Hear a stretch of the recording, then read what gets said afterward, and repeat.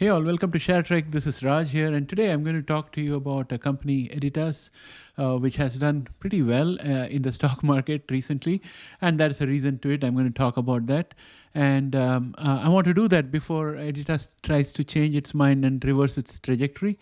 So I'm taking the opportunity right now. But before I proceed, I'd like to encourage you all to subscribe if you have not done so, and if you have subscribed, please press the notify. This will help us grow the channel. That said, let's get started.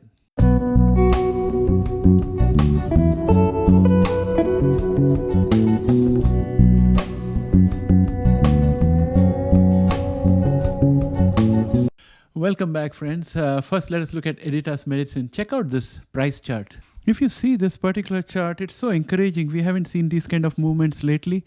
So I'm really enthused about this. You see the volumes that are here. They were huge volumes on Friday. And Friday saw the highest jump. And we actually converted our resistance, which was at 9.65, into a support. So this is really great news. It shows a lot of strength. And it was predicated by this bullish pennant that had formed earlier. And typically in bullish pennants, you always break out on the upside. And that's exactly what happened. And I'm really feeling very confident that Editas looks good going forward. Also, we need to have a little bit of pause probably on Monday because RSI is almost close to overbought. And therefore, there's going to be a bit of consolidation before moving further ahead. And I'm hoping that this line of support at 9.65 will continue to perform the role of a support and give it a platform from where it can go up further. But there is a story behind this, and the story for Editas is the earnings report. Editas Medicine came out with a quarterly loss of 71 cents per share, and also it came up with revenue which actually bet the estimates. That's actually a story behind this. Editas Medicine came out with a quarterly loss of 71 cents per share versus the consensus estimate for a loss of around 79 cents. This compares to loss of 74 cents per share a year ago. So it's an improvement out there. These figures are also adjusted for non-recurring items. This quarterly report represents an average surprise of around 10.13% for earnings. And a quarter ago, it was expected that this genome editing company would post a loss of around 84 cents per share when it actually produced a loss of 88 cents, delivering a negative surprise of 4.76%. So at this point of time, when you look at the performance that you see here, it's all positive surprises. And this is where we were talking about the negative surprise in the last quarter. So things are looking better right now. EPS surprise of 9.45% positive, and revenue surplus of almost 200%. So naturally, the stock got pushed up strongly. Now we have to see how the sentiment and momentum remains. Revenue exceeded analyst estimates by 200%. The EPS also surpassed an analyst estimate, as I showed you. Looking ahead, revenue is forecast to grow 41% per annum on an average during the next 3 years, compared to an 18% growth forecast for the entire biotech industry in the US. So compared to biotech industry, we are expecting that Editas is going to go much better, grow more than twice as fast. And that, I think, lays the foundation for a much more bullish thesis going forward.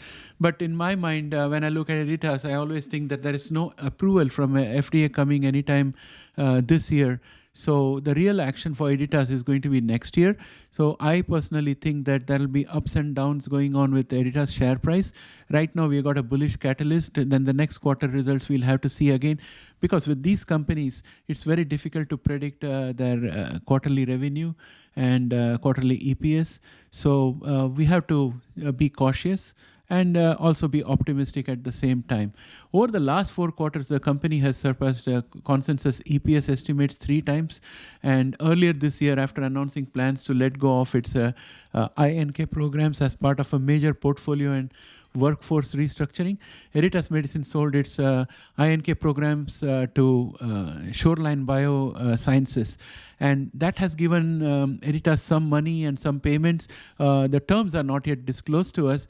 But at the time that Editas announced that it was going to get out of the natural killer cells business, I had felt very, very bearish about the stock, especially given that the progress towards FDA approval for any of its therapies has been quite slow.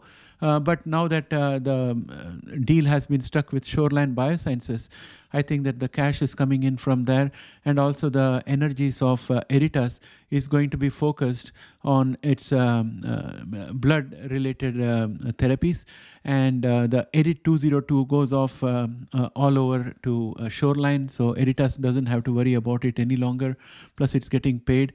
In addition, Shoreline will gain the license to use Editas' sleek gene editing knock-in technology on induced pluripotent stem cells, or iPSC derived natural killer cells, as well as PSC derived macrophages in oncology.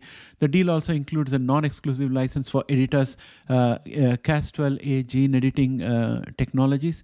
So I think that there is going to be a lot of regular income coming for Editas through Shoreline. And some royalties perhaps. We'll have to wait and see what the terms of the agreements are. But net positive overall. So that brings Editas from a negative bearish perspective to a little bit more bullish perspective. And Editas also trimmed its staff by 20%, and also had seen its chief scientific officer depart in March. And Editas also halted work on inherited retinal disease, that is Edit 103. And in the place, Editas made the call to go all in on hemoglobinopathies and in vivo gene editing with sickle cell and TDT treatment. Edit 301 is their leading therapy at this point of time. They're focusing their energies on that. And we hope that by the beginning of next year, they are somewhere with the FDA where they can start monetizing it. So that's my 2 cents on Editas and why it has jumped up so sharply. So as I mentioned, there's a near-term support available, and Editas might consolidate a little bit and then go up. But the next quarter result again is a surprise wildcard, so we'll have to see what happens next quarters. If Shoreline continues to pay money on a regular basis to Editas, then we can definitely expect that Editas will do better going forward as well. So with that, I would like to bring this video to an end. I hope you liked this, and if you did, please don't hesitate to press a like out there. And that's all from me for now. I'll come back to you with another video. Bye for now. Have a great day.